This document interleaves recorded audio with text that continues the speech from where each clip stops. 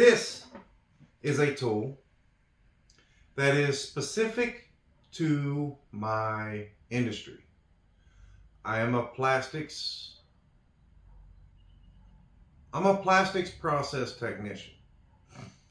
That means I push buttons and I make, plastic. Now, this particular tool is made by Plastic Processing Equipment Incorporated, and they are a major supplier for the plastics industry. This tool is not a woodworking tool. It is used for molds. It's made of brass, and it has a plastic handle. It also has a defect that is been around for generations, I assume, because I've been in plastics for 25 years, and it's been a defect ever since I've started. This is one of those tools that gets hammered on, or is a hammer. It gets pushed and scraped on. It takes lots of abuse, all right? And the defect is actually right here in this handle. So if you look right in this area below my thumb, there is a line. That's called a flow line. I don't know why the flow line is always there. Oh wait, yeah I do. Here, let me show you. So that flow line is caused there is an indentation here to hold this brass inside this plastic handle. Are you ready? Because we're going to break this handle right now. Ready? And that is what happens every single time. In the exact same spot on every freaking one of these, they break just like this. And that is what happens to every single one of these. Now that flow line is not on the side that I expected it to be on. But either way, same outcome on every single one of these tools. So, I wanted to improve that. And I wanted a handle like this. I made this a couple years ago. Some of y'all know what it is. I think it's a kunai knife. Probably pronouncing it wrong. So, I made version 1 out of some black walnut. And the ring was the measurement was taken off of this. Now this is fine for metal and not so good for wood, black walnut especially. And I dropped it one time and it cracked and broke off. So I made version 2 out of some bloodwood, and it cracked also. But I dropped it like 10 or 12 times. The difference in this next version is we're going to make a bigger ring, and we're going to make some bigger indentations. What else? Oh, this time we're going to use some templates and a jig. Why would we make templates and a jig? Because I hope to make a lot more of these. Now, we are also going to change the grain orientation. If you look at this, I have this grain orientation this way instead of this way. I'm going to try to put this on the front instead of this and hope that maybe the ligament will hold tighter and not crack so easily in that ring. So, let's get to it. Make sure you stick around to find out whether that ligament held tighter or not. Just a little foreshadowing there. But I have been working on these handles for probably going on maybe a month and a half. That first one I made out of black walnut was made back in May of 2024. It is now about mid-November at the time of this video posting. And the reason y'all haven't seen me make these handles is because, well, I really haven't been a big fan of YouTube here lately. See, a lot of things in my life have changed in the past 18 months or so. I have lost my job and started a new job. And in that time, since the last video I've posted, I've got a lot of negative comments on those last 3 videos.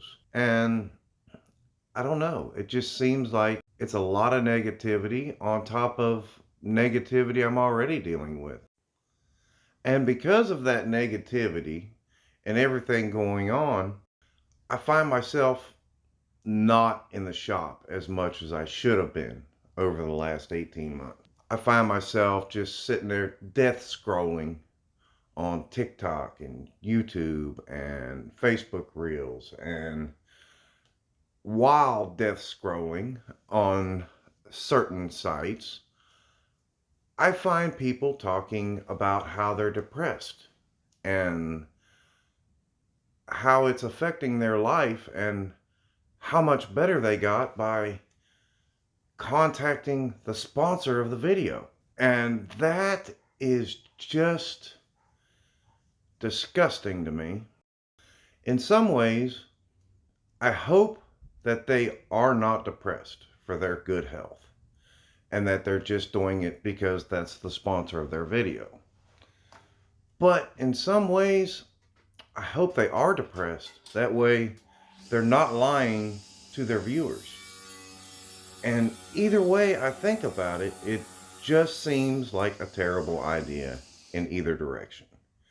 And I have to come to some kind of decision on whether I want to continue YouTube, whether it's worth it or not for me to keep making these videos, hoping to be able to make money off them.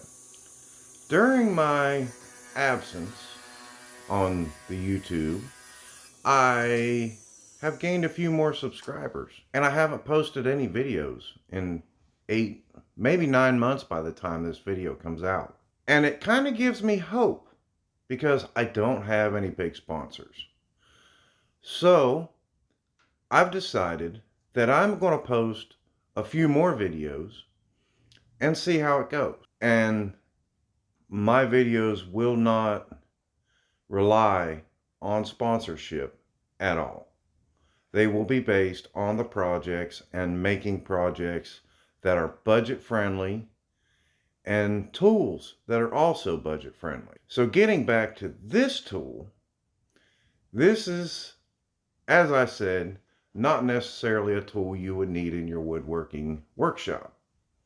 But you might need the handle that goes on this tool. So prior to the templates and the jig, I have made 2 of these handles. We'll call them version 1 and version 2. Both have broke. So it seems like I may be making these handles a lot more than I really want to. So the router jig lets me put in the slot, we'll call it a slot, but lets me put in the slot for the brass to slide down into, which no matter how many times I change the design of this tool will remain the same because it will always need a slot, and that slot will probably remain the same size. The template, however, has changed already twice in the making of this video. So it may very well change again as we go forward. So the difference between version 1 of the black walnut and version 2 is a wood change. I changed it to the bloodwood because it was a heavier, denser wood, and I thought it would be much more stronger than the black walnut was. And because it was heavier, we needed to add some holes to the handle to take out some weight. That's where the skeletonized handle comes in. I also changed the size of the big hole. On the black walnut, it was a 1-inch hole, and on version 2, the bloodwood, I drilled a 7/8 hole. Now that's not a huge difference, but I also made it wider. So we were just over, I don't know, maybe 1.25 inches or so on the black walnut, and we're around 1.5 inches on the bloodwood. So one of the comments that I received that I thought was negative was that I'm not always as safe as I should be, and I should be a better role model for my viewers.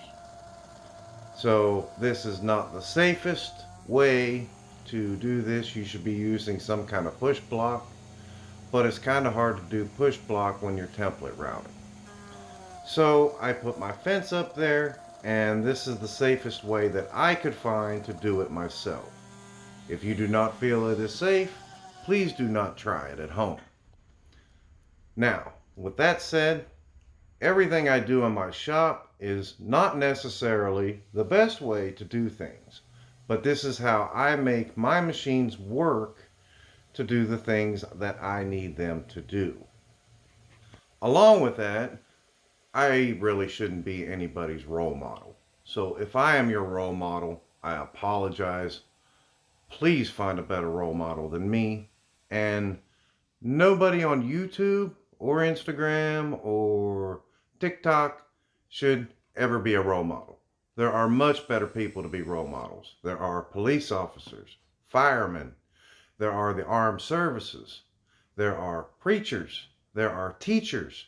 There are much, much better role models than social media. Your role model should not be someone on social media. Please find a better role model. So version 2 and 2.5 had 2 screws in them. Now, what I'm working on right now is 2.75 and 3. These will only have 1 screw in them because the brass is pretty tight inside these, and I thought the 2 screws looked kind of messy. So I wanted to clean it up a little bit. And cleaning it up, I decided on 2.75 and 3.1, I was going to put a chamfer instead of a roundover. Why? Well, I don't know. It's a different look. Version 3 looked pretty good with a roundover, and, well, version 2.75 and 3.1, well, they look pretty good with a chamfer. So, I'm going to have a couple of different versions in my toolbox. And I had a process tech buddy at work who wanted one, and he's got version 3, which we are currently testing at work now. And at the time of this voiceover, they have successfully lasted for about 36 hours in total of work. So we're doing pretty good there. And speaking of version 3, we have also, if you have not noticed, changed wood types. Now the bloodwood tears out terribly, and I will show you that here in a little bit. So I went back to my hardwood store and I found this Chechen wood. I'm not sure if I'm pronouncing that properly, but that is what was written on the tag. It is also called Caribbean rosewood. That sounds a little fancier. We may just go with that from now on. But this stuff actually machines beautifully and does not tear out. I destroyed 4 blanks trying to cut more handles out of the bloodwood, and it was very, very disappointing. Plus, it ended up splitting on 2.5 anyway, so it seemed like the Chechen wood seems to be a better deal. I also increased the thickness of the bottom ring to a full 3/8 of an inch. That is much, much thicker, at least it feels much thicker, than the 2.5 version, which was 1/4 of an inch. I know it's only like 2/16 more, but it feels incredibly more durable. And even though that this Chechen wood or Caribbean rosewood machines beautifully, I am increasing the increments very slowly on the router. One, to make sure I don't get the disappointment I had with the bloodwood and the tear out, and also just as a safety factor, because as you can see, I'm very close to the bit and I only want to take very small cuts. It also lets me feel the profile as I finish up to see if I want to add a deeper chamfer or if what I have is feeling pretty good in my hand or not. Because I have to carry this for 12 hours a day, and if it doesn't feel good, I'm not going to use it. And a tool you don't use is not a useful tool. So you want it to feel good in your hand. Make sure you check on each one of your increments as you raise it up to make sure you're going to like the way it feels. While I put the finish on these, let me show you some classic ways people have fixed these handles in the past. Some of these I've seen throughout my time, some are brand new. They are very creative, to say the least. But they usually work pretty well, except for maybe the zip ties. The zip ties, a little janky. The steel on the handle is not necessarily a good idea for mold use, but it is very good for beating on. That one you could tear up all day long. So I guess that brings us to the end of our video. Now, there's a lot more that I want to say about my shop, about my channel, and about my fellow content creators. But we're going to have to save that for a later video because I'm going to try to keep all my videos 20 minutes or under. That way, you can watch it while taking a shit at work, and your boss ain't going to complain about you missing for 20 minutes taking a shit. Or you can watch it on your lunch break. Most lunch breaks are 20 minutes to a half hour long. Great time to watch me. Now, the project has turned out fantastic. This is a very short one and will not work for my day-to-day use. I will probably actually try to beat on this one at work. And I will make sure to post updates from time to time on how well they're working out. The other one, however, is back here. This is where I carry it on a day-to-day basis. So I pull it out, it's ready to go, and then it goes right back. That is how the longer brass and the weight come into play. Because if the handle weighs more than the brass, then it will fall out of my belt loop. And that's no good because it falls out like that. And it breaks. So, try to avoid that. This one is apparently very well balanced, but not good for carrying at a belt loop. So, if you want to see what I have to say, make sure you hit that subscribe button. If you like this video, hit that like button. And here is some of the tear out. Here is one I broke while trying to set the brass. This is the one I just removed that cracked again. This is bloodwood, and this one's not pulling apart, but it's not very fun to spin because it's got that chunk taken out of it. Speaking of spinning, yeah, fidget spinner. That's kind of the whole deal for the hole. It's fun to play with while I'm at work. So, this I used as practice. It's pine. Not needed anymore, so we'll take that. These are 4 extra blanks that I went ahead and did on the router because the jig made it so fast. And this was the original walnut handle that had no holes and also broke. I had to cut the ring off of it and use it anyway because that's the brass I had at the time. So, no longer need that. No longer need these three. And on we go.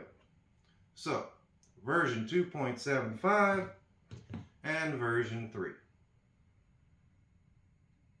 I like them both. They're working great, and I will be sure to keep you updated on how well they last. And if I have to do a version 4, I will update you on that as well. Alright, so the best way to get off on your feet is to get off your ass. So, get off the phone, get off the tablet, get your ass out in the shop and make something. Alright, I'll see y'all later.